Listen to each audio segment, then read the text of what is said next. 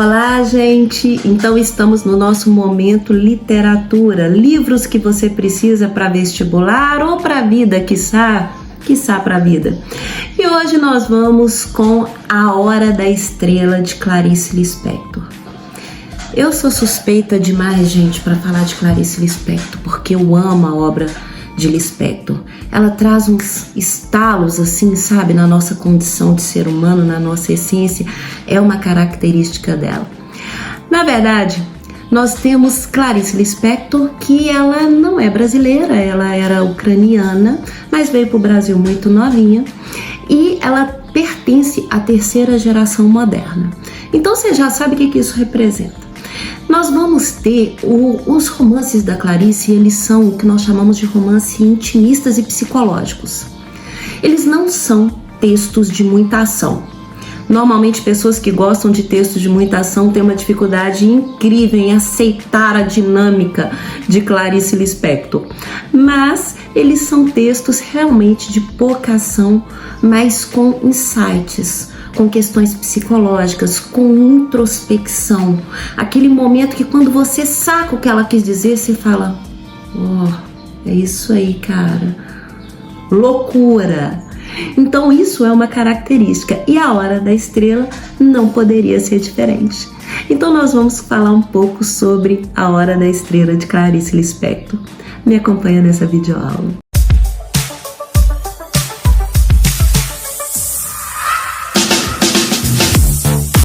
A obra começa com o narrador Rodrigo S.M.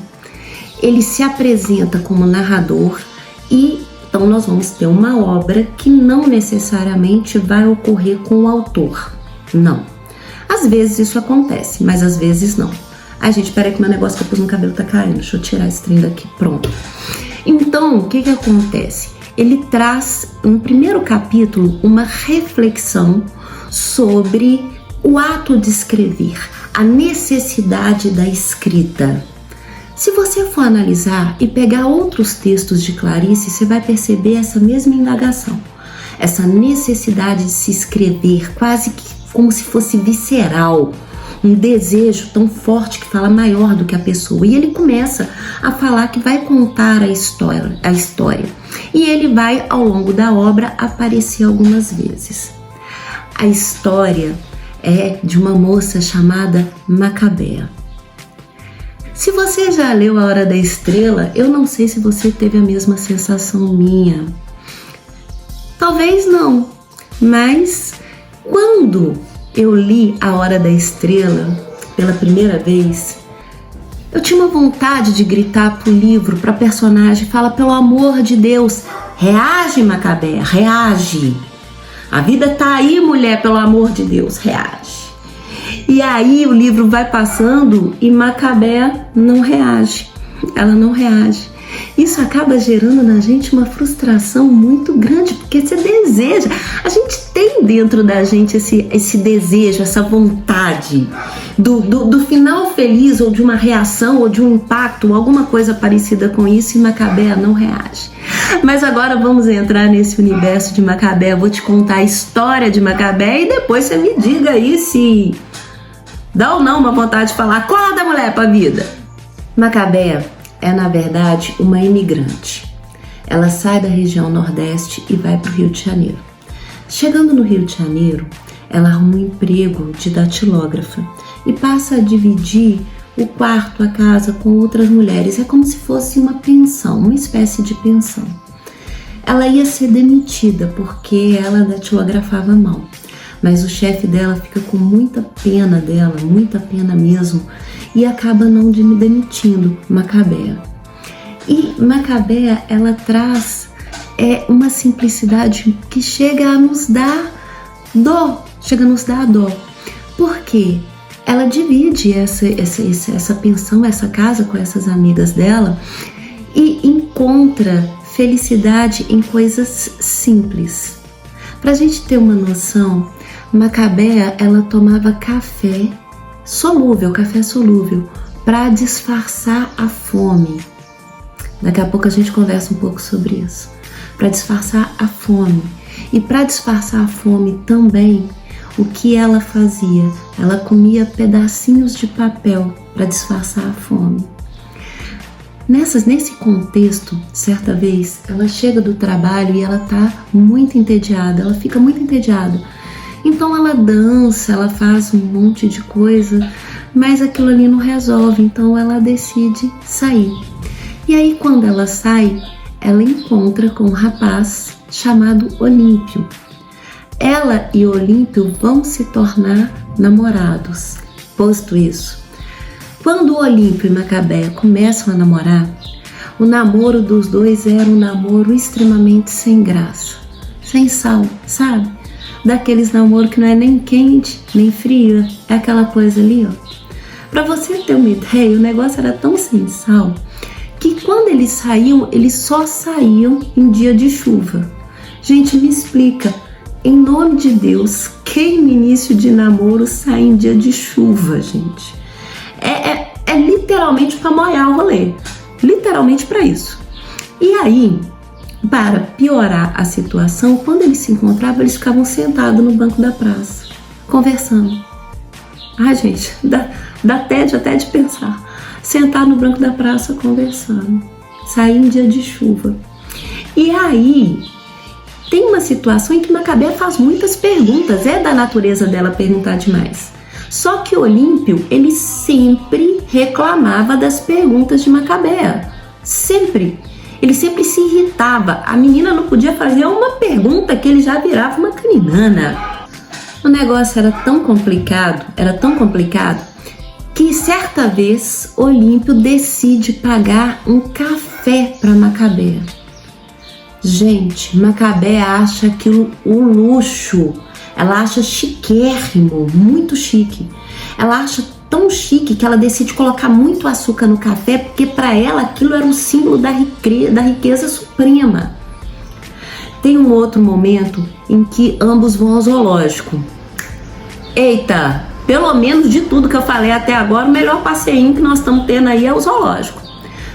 Só que Macabea, ela vai ao zoológico, ela nunca tinha ido ao zoológico, e ela vê o animal. No que ela vê o animal, ela entra em pânico.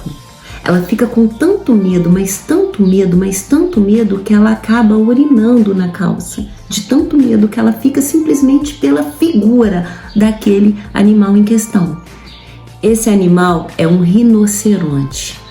Nós sabemos que Clarice Lispector utiliza esses animais de força extrema na obra, justamente para dar insights nos personagens. Muito provavelmente você já deve ter lido Laços de Família.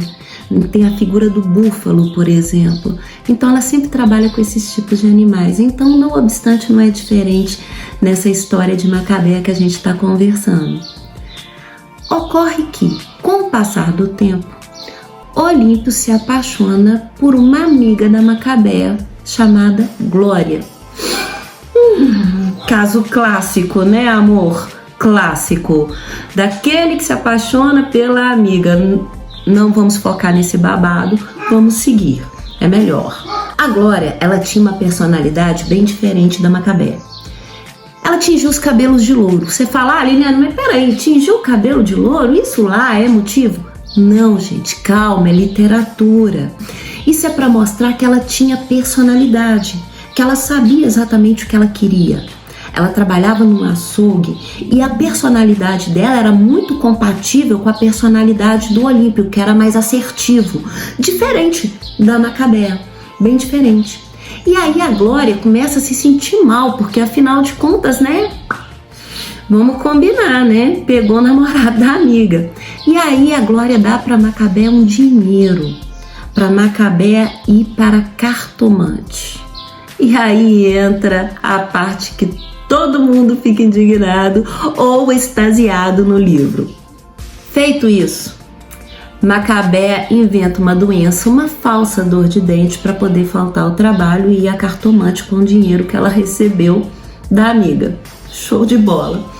Tá pago, né? O famoso tá pago. E ela vai numa cartomante chamada Madame Carlota. Bom deixar aqui o histórico de Madame Carlota. Madame Carlota, ela era cafetina, ex-cafetina, minto, ex-cafetina. que cuidava das prostitutas, aquela coisa toda, e Madame Carlota já tinha enriquecido, e aí agora ela tirava a sorte, lia a mão e tirava a sorte das pessoas. E ela vai na Madame Carlota. A Madame Carlota faz uma previsão para Macabé e fala que a vida de Macabé vai dar uma guinada, vai virar, né? Vai dar um giro de 180 graus, que Macabé ia casar com um estrangeiro, que Macabé ia encontrar a felicidade dela. E para comprovar, a Madame Carlota, para comprovar que a previsão estava certa, ela fala que a moça que teve lá antes, que saiu de lá antes, saiu chorando. Por quê?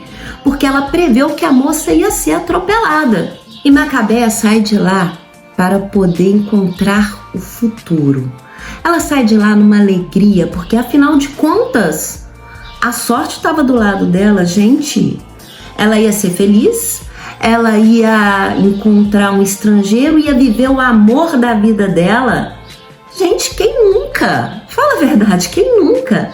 E no entanto, o que ocorre, gente?